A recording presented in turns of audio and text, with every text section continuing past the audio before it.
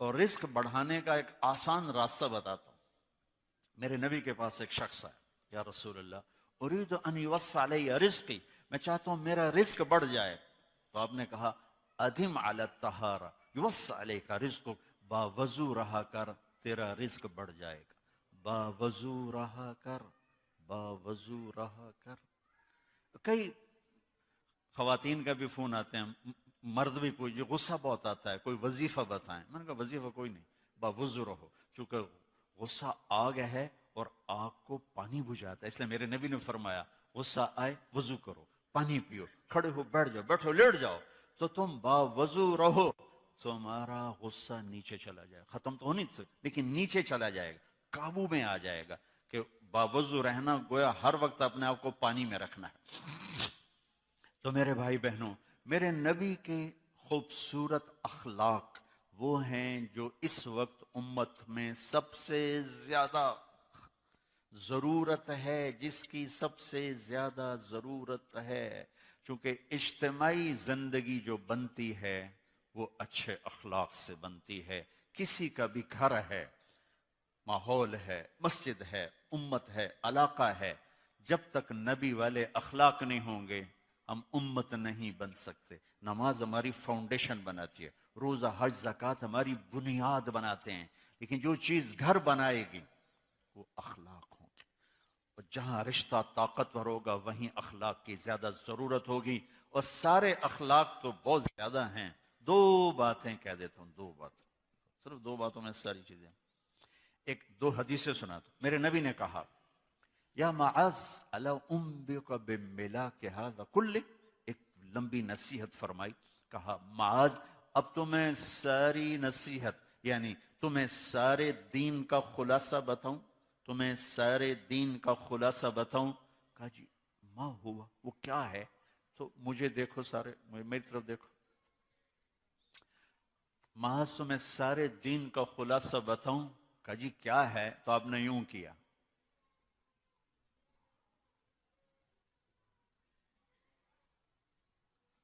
دیکھو یہ نہیں فرمایا کہ زبان پہ قابو رکھو، کر کے دکھایا، پھر کہا کف ھذا، اس زبان پہ قابو رکھ۔ کس کو کہہ رہا ہے؟ معاذ بن جبل، جن کے بارے میں میرے نبی نے کہا قیامت کے دن میری امت کے علماء کا جھنڈا معاذ بن جبل کے ہاتھ میں ہو، اتنے بڑے آدمی ہیں۔ اور 4 سال پہلے میں اردن گیا تو ان کی قبر پہ حاضری دی، اور دعائے اپنا فاتحہ کے لیے میں مزار میں داخل ہوں، سارے مزار میں خوشبو تھی، میں سمجھا جو قبر پہ چادریں ہیں وہاں سے خوشبو آ رہی، دعا کر کے میں چلا گیا، نماز تھی، بیان تھا، بیان سے فارغ ہو کر پھر دوبارہ میں گیا، تو پھر میں کھڑا یہی سوچ رہا تھا، خوشبو، تو ایک صاحب وہاں کھڑے تھے، وہ مجھے شاید انہوں نے میرے چہرے کو پڑھ لیا، کہا آپ خوشبو محسوس کر رہے ہیں؟ میں کہا جی کر رہا ہوں۔ کہا آپ کا کیا خیال ہے ان چادروں میں ہے؟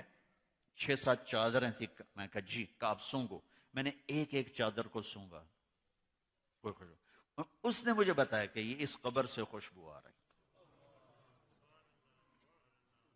اور 18 ہجری میں وہ بندہ زمین کے نیچے دفن ہوا، اور میں 1434 میں گیا، 1400 سال سے بھی اوپر زمانہ گزر چکا، اس کی قبر مہک رہی ہے، مہک رہی ہے، مہک رہی ہے۔ اس کو یوں کر کے سمجھایا،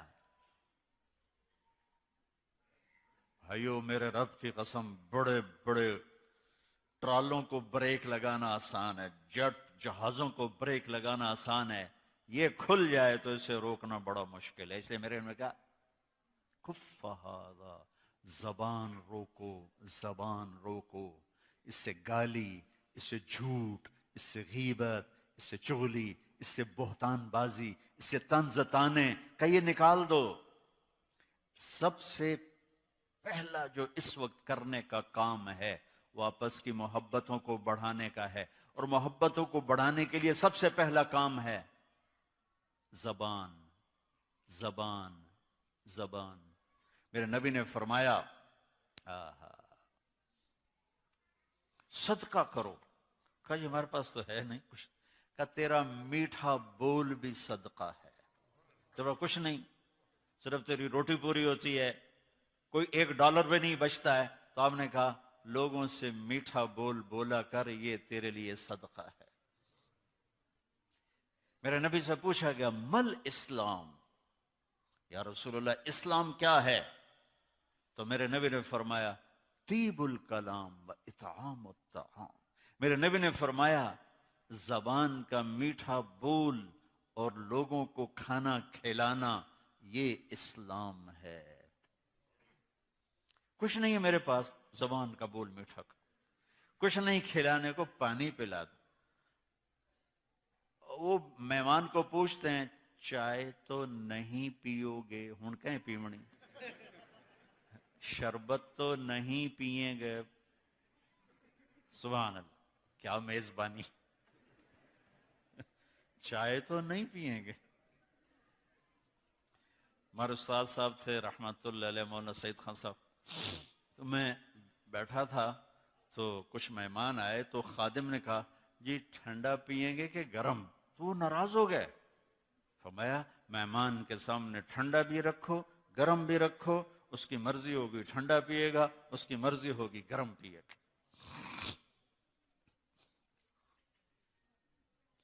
تو بھائیوں بہنوں، زبان کے بول پہ قابو پانا، زبان کو یہاں رشتہ ہے، ماں باپ سامنے ہیں، زبان اور قابو. تو ایک اور اہم بات بتا رہا ہوں، سب سے پہلا رشتہ، سب سے اہم رشتہ، سب سے بنیادی رشتہ وہ خامند اور بیوی ہے. وہ خامند اور بیوی ہے، وہ خامند اور بیوی ہے. اللہ نے پہلا رشتہ جو قائم کیا آدم اور حوا میں، وہ خامند اور بیوی تھا. ماں باپ بعد میں بنے، دادا دادی بعد میں بنے، ساس سسر بعد میں بنے. پہلا رشتہ خامند اور بیوی ہے، اور آخری رشتہ بھی خامند اور بیوی ہے کہ جنت میں ہر مرد اپنی بیوی کے ساتھ اور ہر عورت اپنے خامند کے ساتھ زندگی گزار رہی ہے. سارے رشتے بیچ میں سے نکل جاتے ہیں. اور یہاں تو اگر اللہ زندگی دے دے تو ماں پیو کل نہیں ہوندن، دو میں بیٹھے ہوندن بیچارے. اور ہمارے پاکستان کا بھی اب یہی حال ہو رہا ہے.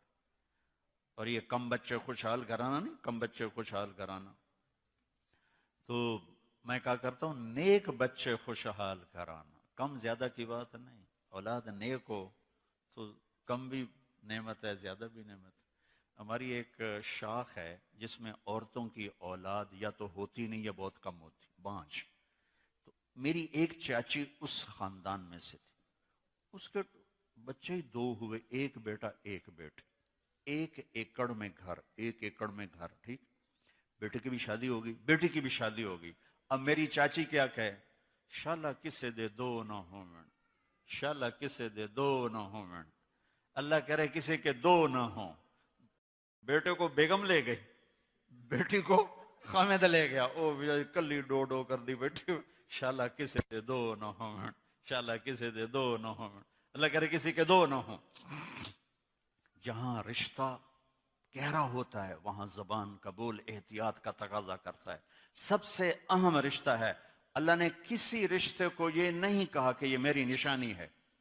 صرف ایک رشتے کو اللہ نے کہا یہ میری نشانی ہے، وہ خامد اور بیوی ہے. تمہیں اولاد دی، اللہ کہتا ہے میری نشانی. تمہیں ماں باپ دیے، اللہ کہتا ہے میری نشانی. ایسے نہیں، صرف ایک رشتہ. من آیاتہ، میری بہت بڑی نشانی ہے. ان خلق لکم من انفسکم ازواجا لتسکنوا الیہا، میری بہت بڑی نشانی ہے کہ میں نے تمہیں خامند اور بیوی کے رشتے میں جوڑا. یہاں زبان کا بول بہت احتیاط کو چاہتا، بہت احتیاط. چونکہ گھر جب بنتا ہے تو معاشرہ بنتا ہے، اور گھروں کو جس چیز نے توڑا یہ زبان ہے، قوم کو جس چیز نے توڑا یہ زبان ہے، معاشرے کو جس چیز نے توڑا وہ یہ زبان ہے. بھائی کو بھائی سے توڑ دیا وہ یہ زبان ہے، دوست کو دوست کا دشمن بنایا وہ یہ زبان ہے، رشتے سفید ہو گئے وہ یہ زبان ہے، آپس میں قتل و غارت تک پہنچے یہ زبان ہے. زبان جس کی قابو میں آ گئی، اس لیے میرے نبی نے کہا میرے پورے دین کا خلاصہ ہے زبان قابو میں رکھ. محبت کا بول بولنا سیکھیں بھائیو، جیسے نماز نہیں سیکھتا، روزہ سیکھتا، حج سیکھتے ہیں، زکوٰۃ سیکھتا. یہ ماں باپ کے ذمہ ہے، میرے ذمہ ہے کہ میں سیکھوں کہ میں ایسا کیسا بولوں کہ میں کسی کا دل نہ توڑوں، کسی کی دل آزاری نہ ہو، کسی کو میری وجہ سے دکھ نہ پہنچے. ایک صحابی ہیں ابو دجانہ، فرماتے ہیں لوگوں میرے پاس بخشش کا سب سے بڑا عمل صرف ایک، حالانکہ وہ بدر میں شریک ہوئے اور بدر سے لے کر آخری حج تک اپنے نبی کے ساتھ ساتھ رہے. ایسے صحابہ 200-250 سے زیادہ نہیں ہیں، لیکن وہ فرماتے ہیں لوگوں میرے پاس بخشش کا سب سے بڑا عمل ایک ہے کہ میں نے اپنی زبان سے کبھی کسی کو تکلیف نہیں پہنچائی اور میرے دل میں کسی کے بارے میں کوئی نفرت نہیں. میرے بھائی بہنوں، آپ ایک دور دراز ملک میں پہنچ چکے ہیں، آپس کی امت بن کے چلنا ہے تو معاف کرنا سیکھنا ہوگا، درگزر کرنا سیکھنا ہوگا، زبان کا بول میٹھا بنانا ہوگا، گھر سے غیبت کو نکالیں، طنز طانے کو نکالیں. کوئی شدت کمی بیشی ہو تو صبر کر جائیں، برداشت کر جائیں، اس کی ٹھنڈک اور محبت کو آپ ساری زندگی محسوس فرمائیں. غصے کا نکال دینا تھوڑی دیر کی سیٹسفیکشن ساری زندگی کی ندامت ہے. لقمان علیہ السلام کا فرمان ہے چپ رہنے پہ کبھی نہیں پچھتایا، ہمیشہ اپنے بول پہ پچھتایا. تو بھائیو، اپنے اندر امت بننے کی اگر رونق دیکھنا چاہتے ہیں تو یہ زبان کا بول، زبان کا بول، زبان کا بول، اسے میٹھا بنانے کی کوشش کریں، اسے درگزر کرنے کی کوشش کرو، معاف کرنے کی. گالی کے جواب میں گالی نہ ہو، یا چپ ہو جاؤ یا دعا دو. برائی کے بدلے میں برائی نہ ہو، اچھائی کرو، اللہ کی چھاؤں آپ کے اوپر ہو جائے گی. اور رزق بڑھانے کا